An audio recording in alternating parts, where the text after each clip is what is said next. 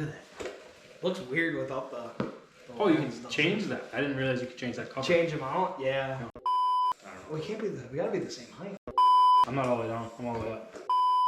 Alright, so we are... I can't put that on there. So we are here at Eric's. We're going to do a quick review for you guys in regards to the steering gearbox and the sway bar end links. If you haven't seen those videos, I'll link those in the description below.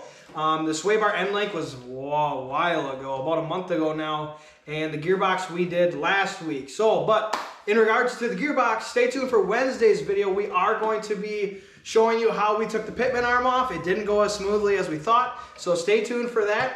And it's pretty interesting, but you gotta make sure you take that Pitman arm off and able to get your core charge return back in your bank account so you can get that 150 bucks back. But we're gonna go ahead and ask Eric in regards to the sway bar end link if you felt any difference in regards to your truck when you go into a turn. So for instance, everybody, your sway bar end links are going to help prevent your truck from giving you that rocking the boat feeling. Your shocks do play a large part in that, and so does your suspension.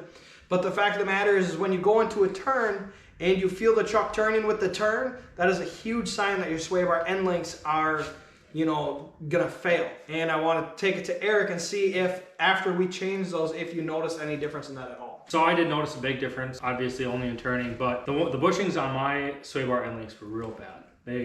They weren't good anymore. I could definitely tell a big difference, just even especially around roundabouts. His truck is, for those of you that don't know that have been recently, because since we've gotten his truck, it is an Oklahoma truck. We've gained a lot of followers since then.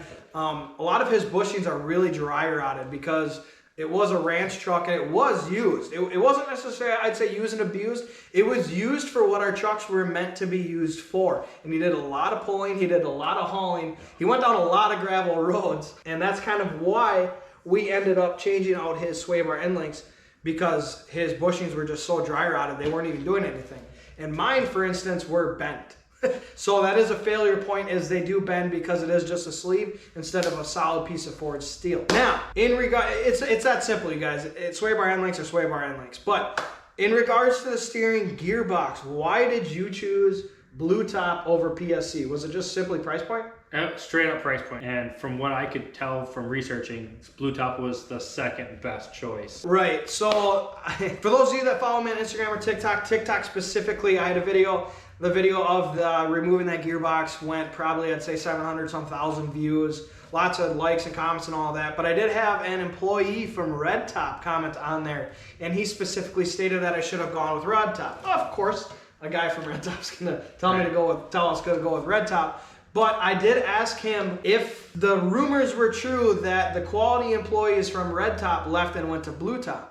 And he kind of hinted at that, but he didn't really specifically say how many or which ones. But one thing I didn't know is the owners of Red Top and Blue Top are brothers. Oh, they're related. Yeah, they're brothers. Oh. They're flat out brothers. That makes it weird. That makes it really weird. Like, what? There's some family feud going on there. So, I don't know what happened with all that, but apparently Red Top has really been slacking recently. And Blue Top in the Cummins world is like that. If you're a Dodge owner, that's what you go with. There's no ifs, ands, or bets. You've always gone with Blue Top. The companies have been around the same time as well. The rumors were that Blue Top started after Red Top, and actually they started about the same exact time. So, weird information there for you guys. And in regards to the steering wise, what improvements did you see after installing the Blue Top gearbox versus the one that was leaking? Oh yeah, compared to the one that was leaking, this is way smoother. I don't know how to put it into words, but while you're cranking the steering wheel, it's easier and smoother. I don't mean like choppy smooth. It's just hard to explain. So you don't feel like you're fighting with your steering wheel. Right, it just does whatever I want it to do. Realistically, you guys, there's not too much to give you guys information on this, because it's a very simple process to remove it. It's a very simple process to install it. And quite honestly, it's just steering. So if I put in a remand steering gearbox, your steering's gonna improve. Yeah, like this, you can't get around it. So it's hard to say, oh, we're not happy with it, because we were dealing with a leaky gearbox. We were dealing with a gearbox that you had clunking too, didn't you? Yeah, it was weird. I'd get this clunk when I'm at a standstill. If I would crank the wheel, it would almost sound like it was a popping. Well, that went away when we did the steering box, so it must have been something in my old steering box. Must have been failing more than I thought. So we took the 2 points and we said, basically said, hey, 1, your gearbox is leaking. 2, you're getting clunky noises. And 3, it's unfortunately the more expensive option to fix, but in the long run, it is the best option because even if this one fails, the warranty from Blue Top is a 1-year warranty, unlimited miles. And that's a great warranty for the price you pay. What was it, $350 before core? Yeah. And then a $150 core, so you're at $500. And then you get your core back, so you're back down to $350. In regards to the PSC, I think is upwards of $900. I don't know if they require a core charge or not. I don't believe they do. I didn't really look into it, but I can't imagine if they're giving you a new one and they produce new units that they don't need the core charges. The one thing I will say though is if this one fails, we're not going to mess around. We're just going to PSC. Yeah. You know, like, worst case scenario, if this happens again, well, hey, bite the bullet and spend the money, but we'll see. I mean, I guess I'm just going to be a test on me and see if it works out. I don't see why it won't. I don't think it'll fail. The biggest thing here is in regards to reviewing the gearbox. It's really hard to sit and review because 1, you're putting in a reman gearbox. It's new components, it's new seals. Everything about it is new besides basically the housing. Yeah, there's nothing else to explain. The biggest thing I want to come across to you guys for is it's really not that hard of a process. It's a little bit more time-taking when you're going to do it on the ground, especially if you're doing it by yourself. If you're doing it by yourself, I would highly suggest you find somebody's hands. You can always find somebody's hands to just help you slip some bolts through something, help you hold something. They don't even have to do the work. Just help you hold it while they put the bolts in so that it stays. That's the biggest part is that unit. It's very heavy. So if you're gonna do it, you can do it by yourself. And I know there's plenty of guys out there that are probably even watching this that have done it themselves. But why overwork yourself when you can find somebody to help you?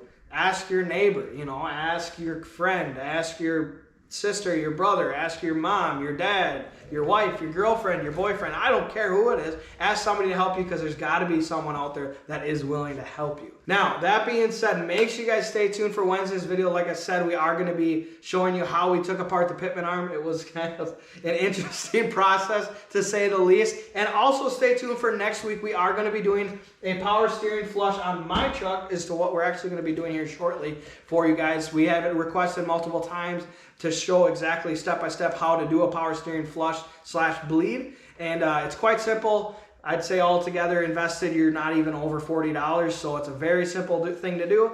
Again, it's going to be a 2-person process. I did it myself, actually, on my truck on my driveway, I'd say 5 or 6 years ago. I used a clear tube instead of a black tube, which we'll see here. So keep that in mind. If you are going to do it yourself, use a clear tube versus a black tube. So again, thank you guys for bearing with us. We're going to try and get better at how to do reviews and what to talk about. This is obviously a new channel to YouTube, and we're going to only do better things and get better at doing all of it. So stay tuned for Wednesday's video. Have yourselves a great night. We'll see you in the next one.